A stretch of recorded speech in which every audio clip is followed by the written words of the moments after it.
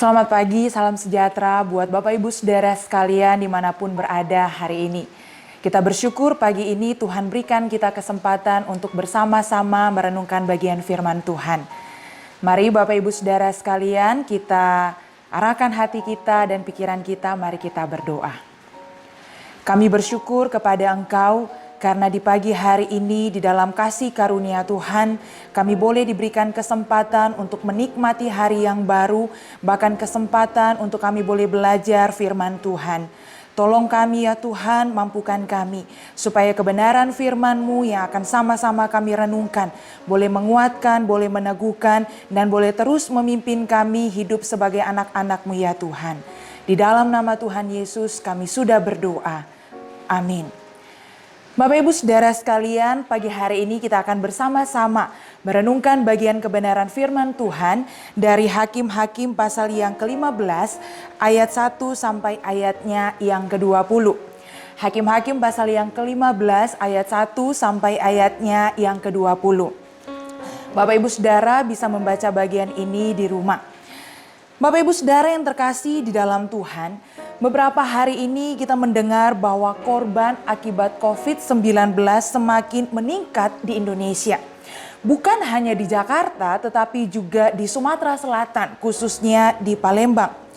Awalnya Bapak Ibu Saudara, penyakit ini bisa terdeteksi dengan sebuah gejala-gejala yang ada. Seperti flu, batuk, demam dan sebagainya. Tidak heran Bapak Ibu Saudara sekalian jika kita melihat ada orang yang mungkin flu, yang mungkin bersin, yang mungkin batuk, maka kita akan menduga bahwa orang tersebut jangan-jangan telah terjangkit virus COVID-19 ini. Dan tentunya kita pasti akan mengambil sikap untuk menjauhi orang tersebut. Padahal mungkin belum tentu bersin ataupun batuk itu adalah karena COVID-19. Nah Bapak Ibu Saudara sekalian, namun belakangan ini pun juga virus ini bisa menjangkiti seseorang ternyata tanpa harus ada gejala-gejala seperti flu, batuk, demam dan sebagainya. Sehingga seringkali kita tidak tahu apakah orang tersebut sudah terjangkiti virus itu ataupun belum. Tetapi selama tidak ada gejala, mungkin sikap kita tidak akan separno ketika kita melihat ada orang yang mungkin telah menularkan atau yang mungkin telah memperlihatkan sebuah gejala-gejala seperti flu, batuk, dan sebagainya. Nah Bapak Ibu Saudara sekalian, fenomena memang sering sekali menipu manusia. Apa yang kita lihat belum tentu dapat menyimpulkan suatu kebenaran. Tidak heran ada sebuah kalimat yang mengatakan bahwa jangan hanya menilai sesuatu hanya berdasarkan tampilan luar. Oleh karena tampilan luar itu tidak selamanya menggambarkan apa yang ada di dalam. Begitupun juga sebaliknya. Kalau yang di luar terlihat jelek, belum tentu yang di dalam adalah jelek juga. Nah Bapak Ibu Saudara sekalian, makanya ada juga orang yang berkata bahwa lebih baik buah durian. Karena sekalipun di luar berduri, tetapi belum tentu di dalam. Karena di dalam tidak berduri. Dibandingkan dengan buah kedondong. Yang di luar terlihat mulus, tampak licin, tetapi sebenarnya di dalam berduri.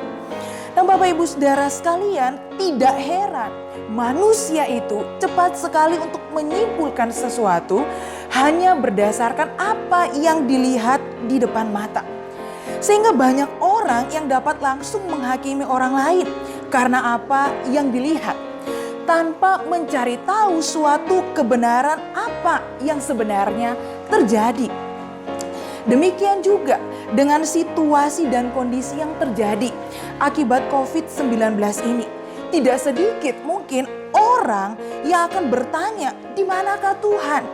Masih berkuasakah Tuhan? Jika memang iya, Tuhan masih berkuasa. Mengapa dunia ini mengalami bencana? Mengapa dunia ini mengalami suatu bencana COVID-19? Nah Bapak Ibu Saudara sekalian, pertanyaan-pertanyaan ini muncul oleh karena manusia hanya menyimpulkan bahwa Tuhan itu tidak berkuasa hanya berdasarkan sebuah fenomena yang terlihat di depan mata seperti yang sedang kita alami sekarang ini. Nah Bapak Ibu Saudara sekalian, ketika kita membaca Hakim-Hakim pasal yang ke-15 ayat 1 sampai ayat yang ke-20, mungkin kita juga akan terkecoh dengan isi cerita tentang Simson melawan orang Filistin. Kita mungkin akan cepat menyimpulkan tanpa memperhatikan bagaimana kisah awal dari seorang Simson. Nah, oleh sebab itu Bapak Ibu Saudara sekalian, setidaknya ada 3 hal yang dapat kita perhatikan. Yang pertama Bapak Ibu Saudara sekalian, bagian yang pertama di dalam ayat 1 sampai ayatnya yang ketiga. Pasal 15 ini adalah sebuah kelanjutan cerita dari pasal yang ke-14. Di mana Simson mengambil seorang gadis Filistin untuk menjadi istrinya. Kemudian setelah perkawinan itu Simson dengan perempuan Filistin itu, maka Simson mengadakan perjamuan. Dan perjamuan itu adalah sebuah momen di mana Simson pun juga sedang memberikan teka-teki kepada orang-orang Filistin di dalam pasal yang ke-14. Nah setelah peristiwa itu Bapak Ibu Saudara sekalian, di dalam pasal yang ke-14 ayat yang ke-19, Simson kemudian pergi ke rumah ayahnya. Beberapa waktu kemudian dikatakan bahwa Simson pergi mengunjungi istri. Namun ketika Simson mengunjungi istrinya, ayah dari perempuan itu tidak membiarkan Simson untuk masuk. Karena ternyata ayah mertuanya telah menyerahkan istrinya kepada kawannya sendiri. Nah Bapak Ibu Saudara sekalian, jika kita hanya melihat dan menilai di permukaan, bahwa kita akan cepat menyimpulkan bahwa Simson melawan orang Filistin karena tindakan ayah mertuanya yang kemudian memberi istrinya sendiri kepada kawan Simson. Sekalipun Bapak Ibu Saudara sekalian, tindakan ayah mertua Simson ini tentunya tidak dapat dibenarkan. Namun akar permasalahan ini sebenarnya terjadi oleh karena ketidaktaatan Simson ketika ia menikahi seorang perempuan Filistin yang seharusnya tidak ia lakukan. Di dalam Hakim-Hakim pasal 14 ayatnya yang ketiga. Kemudian bagian yang kedua Bapak Ibu Saudara sekalian, di dalam ayat yang keempat sampai ayatnya yang ketujuh. Selanjutnya Simson bertindak untuk membalas perbuatan ayah mertuanya dengan menangkap 300 anjing hutan. Kemudian diikatkannya ekor dengan ekor dan ditaruhnya obor di antara tiap 2 ekor anjing itu. Lalu dilepaskannya anjing-anjing hutan itu ke gandum orang Filistin yang belum dituai, sehingga apa yang terjadi? Tempat itu terbakar. Nah Bapak Ibu Saudara, ketika orang Filistin mengetahui apa yang dilakukan oleh Simson, maka orang Filistin itu kemudian membakar istrinya dan juga ayah mertua Simson itu. Namun Simson pun juga tidak tinggal diam. Simson kemudian meremukan tulang-tulang mereka, lalu pergi dan tinggal di dalam gua di Bukit Etam itu. Nah Bapak Ibu Saudara sekalian, sekali lagi kalau kita memperhatikan, kalau kita melihat sekilas bahwa tindakan Simson ini karena ia begitu marah kepada orang Filistin, maka ia kemudian bertindak meremukan tulang-tulang orang Filistin itu. Tanpa membenarkan apa yang dilakukan oleh Simson, tanpa membenarkan sikap kemarahan dari Simson. Namun Bapak Ibu Saudara sekalian, tindakan Simson ini untuk menyelamatkan bangsa Israel dari kekuasaan Filistin. Karena dikatakan bahwa orang-orang Israel pada waktu itu sedang ditawan oleh orang Filistin. Nah Bapak Ibu Saudara sekalian, tidak berhenti sampai di situ. Kisah ini semakin menarik karena perlawanan dari Simson dan juga orang-orang Filistin ini masih terus berlanjut. Nah oleh sebab itu bagian yang ketiga kita bisa memperhatikan di dalam ayat yang ke-9 sampai ayat yang ke-20. Tidak terima dengan perlakuan Simson kepada orang Filistin, maka orang Filistin berkemah di daerah Yehuda dikatakan, dan mereka berusaha untuk mengikat Simson dan memperlakukan Simson sebagaimana orang Filistin telah diperlakukan oleh Simson. Namun Bapak Ibu Saudara sekalian, ketika bangsa Yehuda melihat bahwa orang Filistin berkemah di dekat mereka. Maka mereka pun mulai takut dan kemudian mereka menemui Simson dengan berkata, "Tidakkah kau ketahui bahwa orang Filistin berkuasa atas kita? Apakah juga yang telah kau perbuat terhadap kami?" Nah, Bapak Ibu Saudara, ketakutan bangsa Yehuda ini membuat mereka cepat menyimpulkan bahwa tidak ada lagi harapan selain tunduk kepada bangsa Filistin waktu itu. Sehingga tidak heran juga mereka kemudian mengikat Simson dan membiarkan orang Filistin itu datang menghampiri Simson. Namun Bapak Ibu Saudara, berkuasalah dikatakan roh Tuhan atas Simson. Dan tali-tali pada tangannya menjadi seperti batang rami.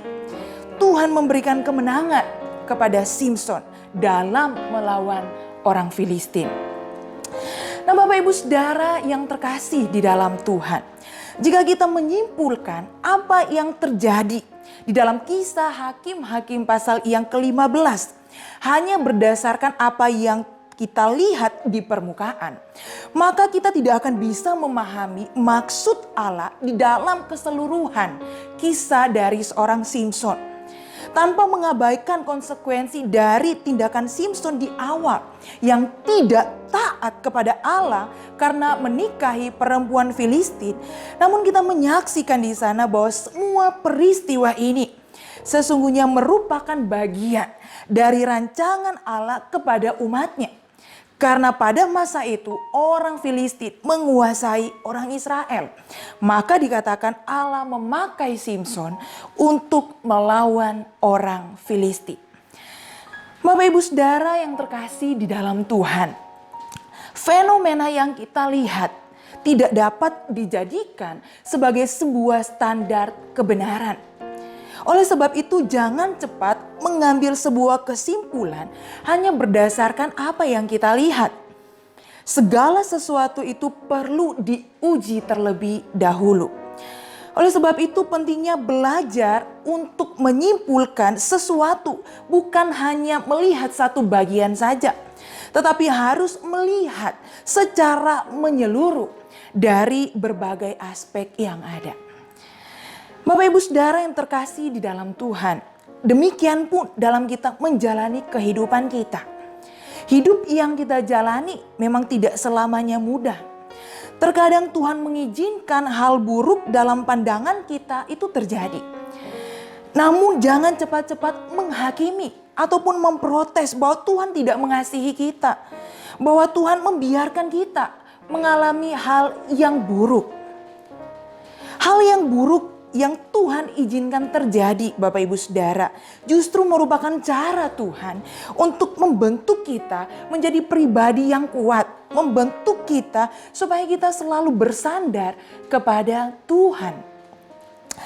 Kalau hari ini ada begitu banyak pergumulan yang Tuhan izinkan terjadi di dalam kehidupan kita, yang membuat kita takut, yang membuat kita khawatir, khususnya dengan situasi dan kondisi kita hari ini oleh karena pandemi COVID-19.